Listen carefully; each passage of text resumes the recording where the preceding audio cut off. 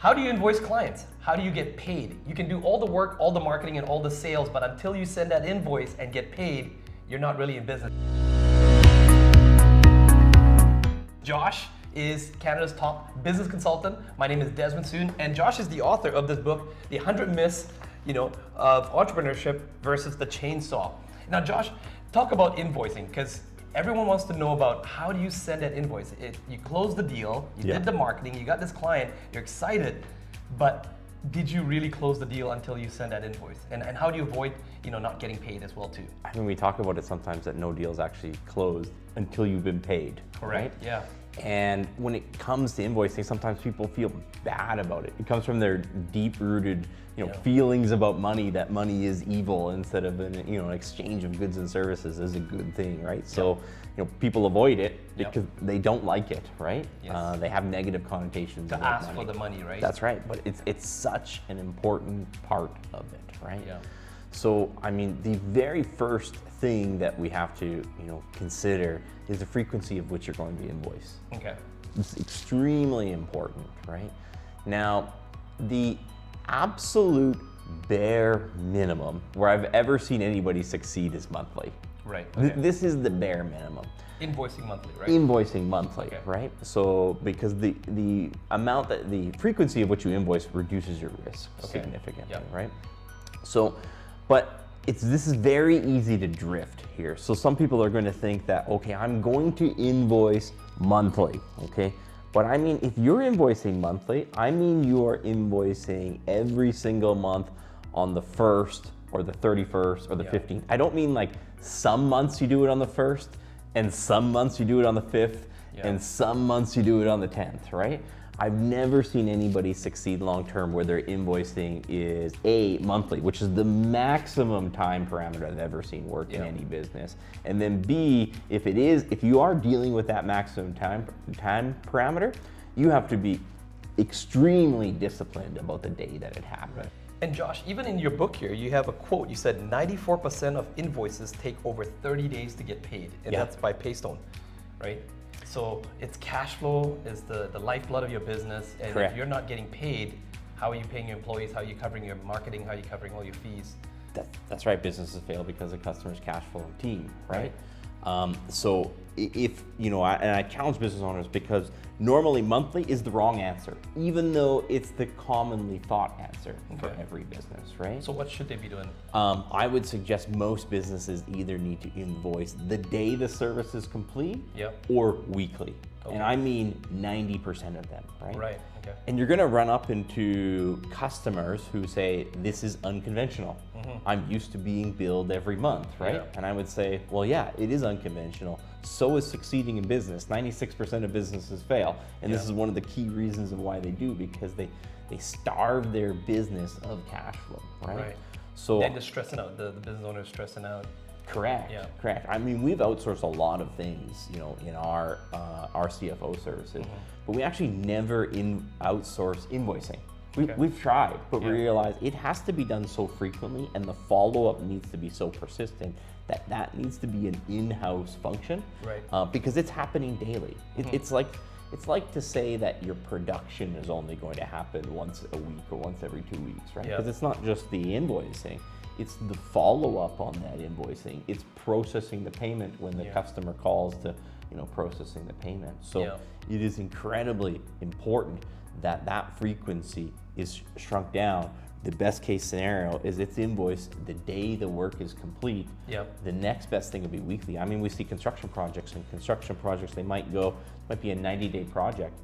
It's very useful to bill every single week. To purchase materials, to pay your staff, your contractors, And not only that, customers start thinking like, well, there's a little nick on the wall over there. I'm gonna withhold the entire $70,000 invoice because this is happening, right? It flushes out bad customers early. Because good customers want to pay you. Bad customers are looking for an excuse not to pay you. And if you give them extra time, they start thinking in their head. It's the saying, a lock keeps an honest man honest, right? Frequent invoicing keeps good customers honest, right? So it should be done, because if they have that hesitation to pay you, it's it's a nefarious subset of individuals, right? And we've seen them because we reinforce this culture where they're stomping in the line at Costco trying to get a refund on something, right? It's like, let's find out if your customer, who you think is a good customer, is a good customer. Send them an invoice and see if they pay with a smile and say thank you, right? That's right. Because that's how good customers act. Bad customers, they'll make excuses, they'll delay, and those are red flags already. So that's right. Find out quickly and early instead of letting it drag on for 90 days or 30 days, and then you find out, and then you're in trouble at that point. Correct. And if you've given them if you've extended your own invoicing terms, if you've told them I bill on the 15th of every month, and then you wait till the 20th, well then their 30-day payment term is like, well, that must not be set in stone either, right? So you manage that, that tone of that relationship, right? If you say you're going to invoice every Friday on a job, or you're going to invoice when it's done, if you don't do that, you've indirectly given the customer permission by telling them it's not that important. Yeah, and they can be late. So Josh, another thing that you talk about in your business is charging deposits up front, right? Yeah, and so how does that work? So now we're going even beyond invoicing quickly. We're starting let's charge a deposit up front, right? Yeah. So it helps a lot because some customers, they say that they're interested. Until they pay something, you don't actually know if they're interested, right? Yeah. So when you charge a deposit, you start to see is this customer actually committed to this project, this service, this product, right? Because once they pay a deposit, sometimes people, they just don't want to say no, whether on the phone or in person, or sometimes even in an email they don't want to say no, but then you ask them for that deposit. If they don't give that deposit, it shows whether they're really committed, or they're serious. It also shows if they're a bad customer, right? Because if they're willing to pay money for fair value for services, they'll pay a deposit, right? And so there's some industries where charging a deposit can have some regulatory compliance, right? Where you can't charge a deposit in a particular industry, or you need an onerous license to do so, right? In Alberta, they have prepaid contractors licenses, for example. Some contractors don't have that yet, right? So what you can usually do to get around that is what we call a mobilization fee, right? So it's an amount charged upfront on the start, right? So imagine you can't charge a deposit, but when you show up with the materials on day one, you can charge for those materials on day one, and you can also charge a mobilization fee, a reasonable fee for starting the project, right? It won't put you offside by charging a deposit if you can't charge a deposit because of regulatory issues. But at the same time, it's going to increase that cash flow. So the mobilization fee, how much can you charge for that? Like what percentage are you allowed, what's a fair amount? There's no set fee, right? But imagine if the materials on a job are a third of the job, and the profit's a third on the job, right? And then the cost of labor is a third. It's like, well, you can charge the mobilization fee, you can charge the materials and the labor. That's 2/3, right? And you're waiting for the extra third, right? Or 50%. Depends on the industry, the relationship with the customer, your own social proof, right? So we always talk about getting social proof. It's like, well, getting a customer to pay a deposit or a mobilization fee when no one's heard of you is hard. When you come with a good reputation of doing good work and Google reviews and video testimonials, they're like, well, okay, I'm going to give this person a deposit. Yeah, because you're definitely someone who can get the job done. That's right. So charging those deposits, they're key. They just speed up immensely the amount of cash flow that you're going to be given, right? And the timing that you're going to get that cash flow, and you're immediately flushing out the bad customers. But what is the #1 best strategy, Josh? Because I know you saved the best for last. What if someone's watching this video right now? And by the way, if you're watching this and you found it helpful, please comment in the comments below. Josh and myself do answer those questions.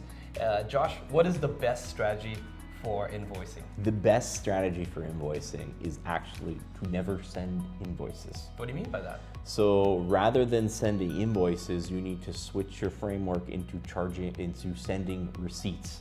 So we're sending receipts, not invoices, okay? This is a mechanism where you have, a credit card on file, okay? When the work gets complete, then we immediately bill that credit card, right? And so imagine if you're taking, a call in a call center, right? Where it's like, we have a call out fee of $50, and then we have an hourly rate of, $150 an hour, or whatever it is, right? You immediately charge that call out fee, the $50, then you're going to charge the call out fee when they're there, and then you're going to send them a receipt, not an invoice, right? Yeah. This is exceptionally important in small value invoices, okay? Right. So think service technicians, Yep. where they're doing projects that are, a couple of $100, right? Yep. One of the common requests that we get from people is that, hey, can you help me follow up on my AR, right? Yes. And then you go through this AR and they have, invoices of, $100, $200, $300, right? Yeah. And you have to tell them, it's not that you suck at collecting AR, Yes. it's that there is no possible way to collect on that profitably, okay? If you're having to reach out on the phone and follow up once, twice, 3 times, and then get in touch with that person so they can pay that amount, right?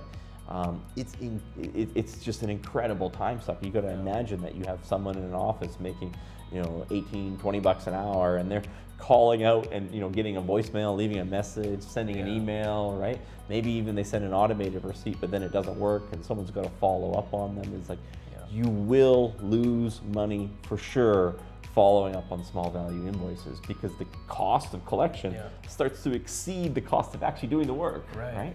So the strategy then would be just to get a credit card up front on file before starting any work. That's right. Right, okay. And it's like, hey, when we're done, we're going to charge this credit card, right? Correct. And you can just start to see, it's like some clients will say, well, I don't have a credit card. Red flag, red flag, red flag. So now we're going to extend, credit to a customer who can't get credit themselves from a bank, right? We're not talking about getting $1 million mortgage. We're talking about getting a $1,000 credit card, right? So now right away you see what kind of customer that you're dealing with, right? And this is something that you have to just put your foot down. If you haven't done it before in the past, even Josh, with existing clients, right? You just let them know. Moving forward, starting from next month, we like to take our accountant. You can even sometimes say your accountant, your CFO, blame the accountant, blame the CFO, and say, hey, look, we need to get our accounting in order here, and we need to have a credit card on file. It saves us a lot of time and less collection. So it is tough at first, but you have to just do it. It will save you a lot of headache and missing out on income coming in. So Josh, any last tips for the business owners watching this video? You always give a fantastic tip. Summarize, what should they do?